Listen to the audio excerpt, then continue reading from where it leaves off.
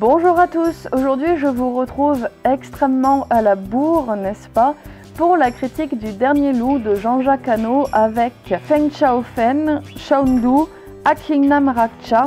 Donc comme vous l'aurez compris, c'est un film franco-chinois. Alors je tiens tout de suite à préciser que cette vidéo va être faite dans des conditions d'arrache et dans des conditions d'improvisation totale.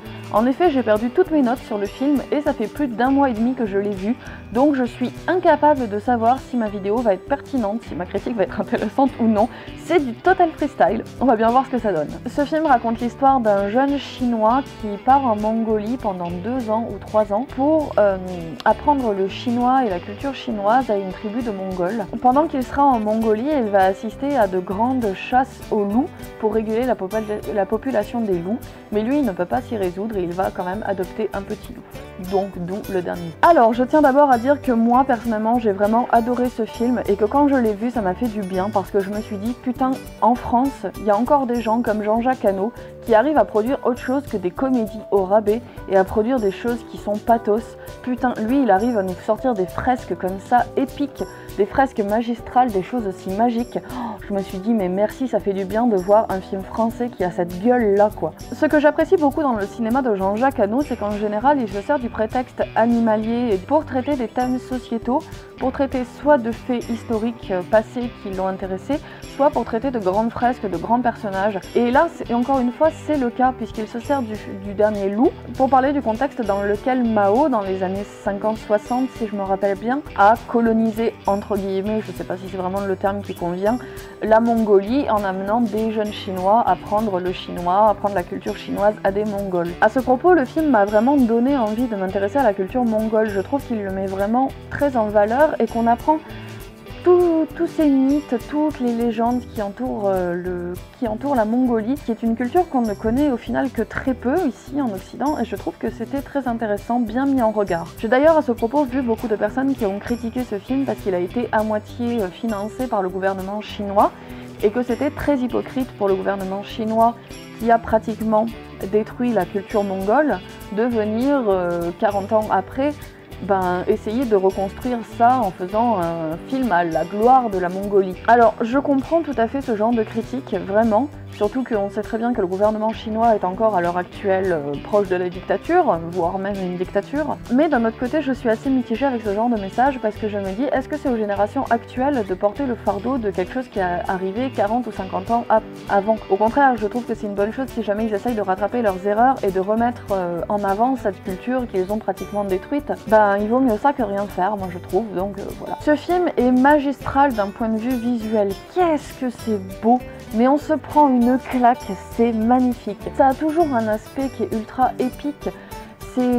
Ça tombe jamais en fait dans quelque chose qui pourrait être caricatural parce que c'est tellement puissant que face à ça on peut pas se dire putain c'est caricatural, non on est scotché, on est bluffé, c'est magnifique, vraiment magnifique. De plus ce film est sublimé par une bande son qui est ultra émouvante, ultra puissante, mais vraiment... Quand je dis que ce film a une portée épique, je le pense vraiment, et je trouve que la musique sous-tend encore plus cet aspect épique, cet aspect grandiose, avec ces grandes plaines, les montagnes en fond qui se détachent avec le soleil. Oh, c'est sublime, mais rien que d'en parler, j'ai des frissons, ça m'a pris aux tripes. D'ailleurs, en parlant d'un film qui m'a pris aux tripes, ça fait un moment que j'attendais un film au cinéma qui me fasse pleurer. Et là, j'ai quand même attendu d'être dans la voiture, j'ai fait une moue... digne, une moue de viking en sortant de la salle. J'ai fait la grande fille, je toisais tout le monde de haut. Arrivé dans la voiture, j'ai tout sorti, j'ai pleuré comme une merde. Ce film m'a tellement touchant, tellement poétique, tellement beau, jamais pathos. Oh, sublime, rien à dire. Après, ce film n'est pourtant pas exempt de défauts. Quelque chose qui m'a beaucoup gonflé, notamment, c'est le personnage principal, que je trouve assez insupportable, assez égoïste. Il a des réactions qui ne sont pas normales, il a une manière de se comporter avec les autres qui est très prétentieuse. Peut-être, et je pense que c'est le cas, ce personnage était là en position de métaphore pour montrer toute la prétention qu'avait la Chine en venant dans la Mongolie et le fait que les Chinois prenaient les Mongols de haut, ils les méprisaient et justement ils étaient égoïstes autant comme ce personnage l'était. Je pense que c'est vraiment en position de caricature et en position de métaphore qu'il est là. Mais du coup c'est dommage parce que ça nous rend un personnage principal dans un film qui n'est pas On a du mal à s'attacher à lui, on a du mal à le plaindre, on a du mal à... Ouais, on a vachement de mal à s'identifier à lui. A l'inverse, par contre, la tribu de Mongols qui accueille ce personnage est vraiment très intéressante. Les personnages sont assez caricaturaux, mais pris dans l'ensemble, pris dans la globalité, dans la tribu mongole, je sais pas si c'est le terme qui convient, ils ont vraiment une cohérence et quelque chose de profond qui ressort d'eux, vraiment un aspect lié comme ça, quelque chose de très intime, et j'ai vraiment beaucoup apprécié ces personnages. Et évidemment, en fond de tout ce contexte-là, il y a aussi une grande fable écologique, puisque la chasse au loup qui est décrétée et qui fait que le film s'appelle Le Dernier Loup, puisque le dernier loup qui va rester est le loup élevé par le jeune chinois, et quelque chose décidé encore une fois de plus par les Chinois et non par les Mongols, et qui vient complètement perturber l'écosystème de ces tribus, vient complètement perturber la paix.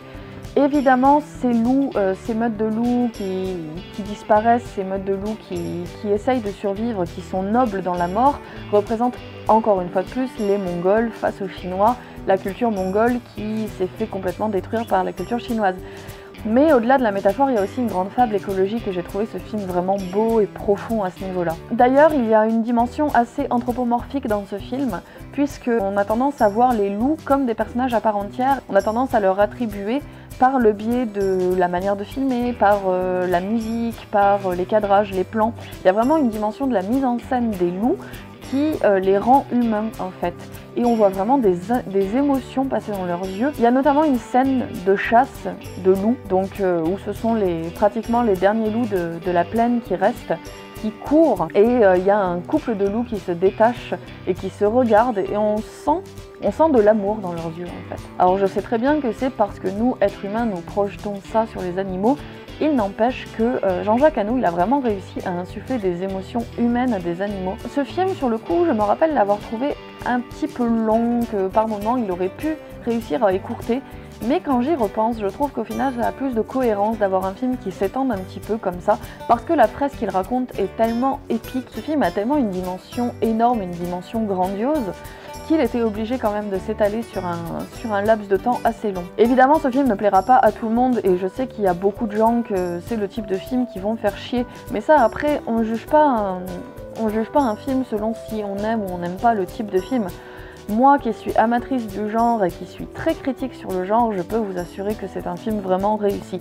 Peut-être pas le meilleur de Jean-Jacques Hano, mais en tout cas vraiment une franche réussite, et pour l'instant un des meilleurs films que j'ai vus de l'année 2015. Il est bien dommage que je sorte cette vidéo vraiment à la bourre, parce que maintenant je crois que toutes les salles ou presque ont arrêté de programmer ce film, mais en tout cas si jamais vous avez l'occasion de le voir lorsqu'il sortira en vidéo à la demande, en DVD, en Blu-ray, ou même lors d'une rediffusion à la télé, je vous conseille vraiment de le regarder parce que c'est un chef-d'œuvre. J'ai pas d'autre terme pour le qualifier, c'est un chef-d'œuvre. Il n'est pas exempt de défauts, mais c'est pas grave parce que pris dans la globalité, il est tellement puissant et tellement sublime qu'on se retrouve le cul par terre, quoi. Je suis désolée, j'ai pas d'autre expression. Ma critique du Dernier Loup est terminée, j'espère que ça vous aura plu malgré l'aspect complètement déstructuré, le fait que j'ai pas mes notes, que je pense que j'ai zappé la moitié des trucs que je voulais dire, etc. etc. J'espère que ça vous aura plu quand même. N'hésitez pas à vous abonner si jamais ça vous plaît, n'hésitez pas à me suivre sur Facebook, et puis moi je vous dis comme d'habitude à la prochaine pour une nouvelle vidéo. Salut!